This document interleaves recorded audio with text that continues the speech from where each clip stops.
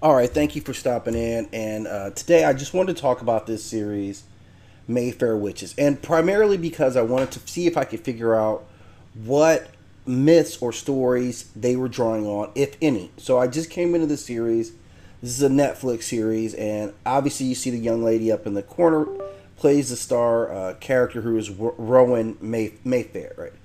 And this story is essentially about a family lineage of witches. We can see up top the current witch. Down low is the one who started this relationship, and we can see in the corner that's their source of power. So this is a series that seemed interesting to me because it dealt with magic. Now the area that they're located at is of particular interest to me as well because it's based out of New Orleans.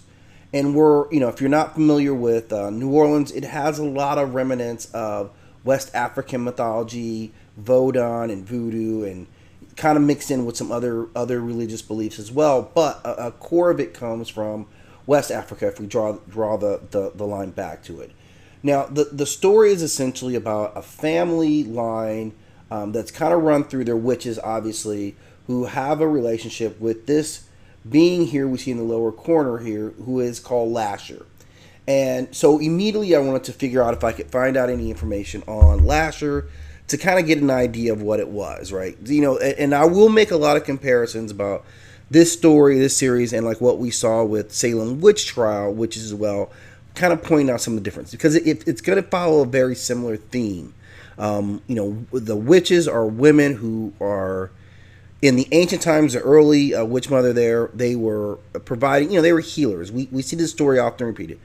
They were healers, they helped people in the community, but they dabbled in these arts, and the people go through a phase where they're turning on them. So it's going to mimic like a little bit, and it's carried into modern times as well. So it's kind of a really good telling, like a modern, ancient, old story kind of retold in this with witches, and this has kind of been their primary sources. It is a woman story. This, witches most of the time are stories about female empowerment, right? So we'll just get right to that. So there is a lot of that. So I wanted to figure out first what was the source of their magical abilities, and it is sourced to this being here who is called Lasher, who I'm going to do a little research on. So that's going to be the primary part where I start to kind of unpeel like what their, who Lasher is. Now he's already revealed to be an ancient kind of spirit. Now, it's important they don't refer to him being Satan or any variations of Satan, that he is a spirit that exists in the supernatural realm, that is an ancient being, power flows through him, and he's also a shapeshifter. So he's taken on many different types of look. He's looked like different things, and he's gone by different names. So it may be a bit, difficult to kind of really kind of identify who she's sourcing, but I'm going to give it a good whirl. So it's kind of classic for, at least in my estimation, of like West African belief systems where they're drawing on the power of the spirit. In this case, if it were in Orisha or, even in other forms of the belief, Vodun or Santeria, where they're calling on the spirit and the spirit is empowering the witchcraft, is empowering the being. So he is the source of their power. So this is what we have identified. And what I've seen from this being alone is some pretty profound abilities, obviously, to move. It looks like through time, he can move through memories and actualize real events through memories or dream sequences. He has the ability, pyrokinesis, he can teleport.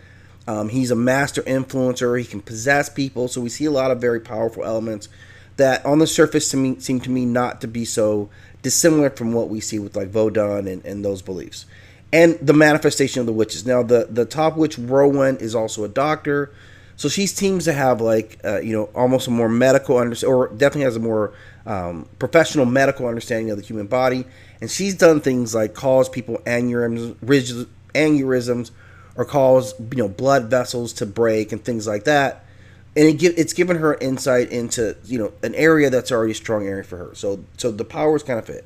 So when I initially look at this, and obviously I see a series based in this area where Vodun or West African beliefs are still very prevalent. I see a lot of similarities in how the witches get their power, and then I see a lot of similarities with what we would see with the Salem witch trials, which we'll talk about in some other videos.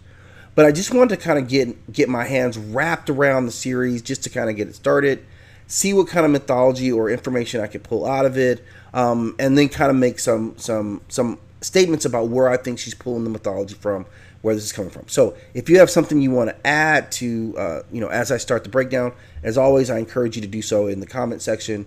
But it's nice to kind of look at how mythology or myths or belief systems are kind of replicated in modern storytelling, and how the differences shape it, right? How the differences shape it. If we say, this was based on West African beliefs, if that proves to be true, how they represent it. So again, thank you for stopping in. As always, if you enjoy my videos, hit that like and subscribe, and hit the notification bell so you know when new videos drop, and I'll do updates as I'm progressing through the series.